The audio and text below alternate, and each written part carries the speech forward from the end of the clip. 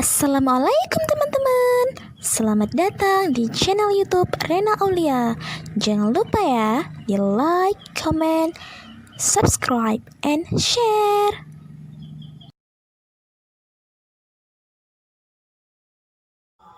Assalamualaikum warahmatullahi wabarakatuh. Saya Rena Aulia dari Prodi Hukum Ekonomi Syariah, Fakultas Syariah, Institut Agama Islam Negeri Langsa.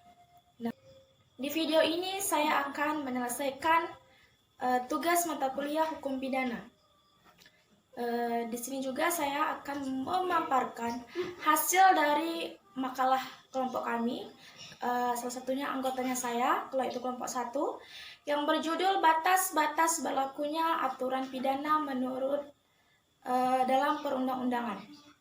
Nah, jadi dalam batas-batas berlakunya aturan pidana dalam perundang-undangan itu terbagi menjadi 2. Yang pertama itu berlakunya pidana menurut waktu, dan yang kedua itu berlakunya pidana menurut tempat. Nah, yang pertama berlakunya pidana menurut waktu.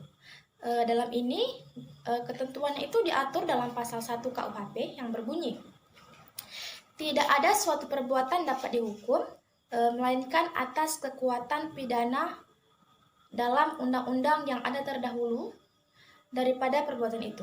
Bunyi yang kedua, jika undang-undang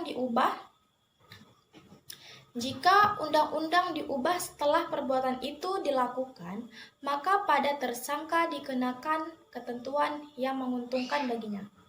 Nah, maksud dari bunyi pasal 1 ini adalah, maksudnya itu tidak boleh terjadi suatu perbuatan yang semula belum diterapkan bahwa pelakunya dapat dipidana. Jadi dirasakan itu sangat merugikan oleh pengusaha. Jadi dibuatlah perbuatan dan pelakunya dapat dijerat dengan peraturan tersebut walaupun perbuatan itu telah lewat. Boleh dikatakan bahwa perundang-undangan pidana tidak boleh berlaku surut. Berarti ketika kita melakukan pidana pada saat hukum itu belum diterapkan, maka orang yang melakukan tindak pidana itu tidak berlaku untuk dirinya, karena perundang-undangan pidana ini tidak berlaku surut. Jadi di dalam batas berlakunya pidana menurut waktu ini terdapat asas legalitas, yang mana asas ini yang bermakna apabila tidak ada perbuatan yang dilarang dan diancam oleh pidana apabila suatu perbuatan itu terdahulu belum dinyatakan sebagai suatu aturan hukum. Dan yang kedua, untuk menentukan adanya tindakan pidana tidak boleh digunakan dengan analogi. Dan yang ketiga, undang-undang hukum pidana tidak berlaku mundur. Nah, yang pertama tadi berlakunya hukum pidana menurut waktu, dan yang kedua ini adalah berlakunya pidana menurut tempat.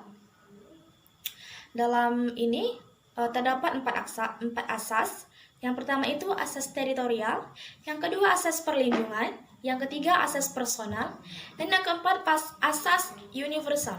Nah, dalam yang pertama asas teritorial.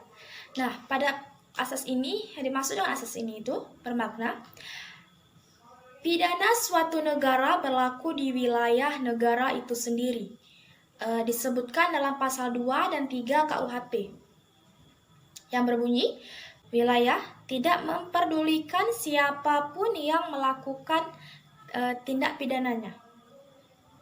Dan yang kedua itu ada asas perlindungan atau asas nasional aktif.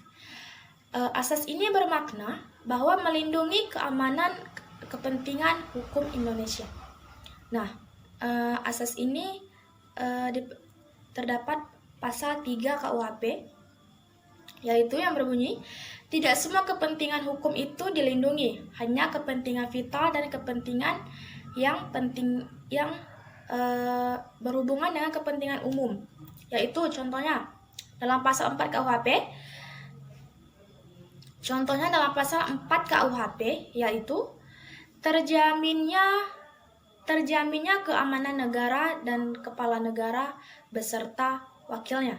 Yang kedua, itu dalam pasal 4 ayat 3. Terjaminnya kepercayaan terhadap mata uang, materai, dan merek yang telah dikeluarkan oleh pemerintah negara.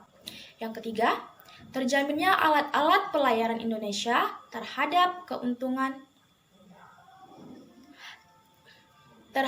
kemungkinan dibawa ke dalam kawasan bajak laut. Yang keempat itu, terjaminnya kepercayaan terhadap surat utang, sertifikat berharga yang dikeluarkan oleh pemerintah Indonesia. Nah, ini di dalam pasal 4 ayat 3 KUHP. Dan yang ketiga itu ada asas personal, yaitu nasional aktif. Nah, asas ini bermakna bahwasannya asas ini berlaku bagi setiap warga negara Indonesia yang melakukan tindak pidana di luar Indonesia. Nah, asas ini itu bertumpu kewarganegaraan pembuat delik. Jadi, bagi hukum pidana Indonesia, mengikuti warga negaranya kemanapun berada, tercantum dalam pasal 5 KUHP. Contohnya, misalnya ketika si A melakukan tindak pidana di luar Indonesia, salah satunya itu misalnya di Malaysia, maka hukum Indonesia juga berhak dilimpahkan kepada si pembuat delik tadi, walaupun dia melakukannya di luar Indonesia.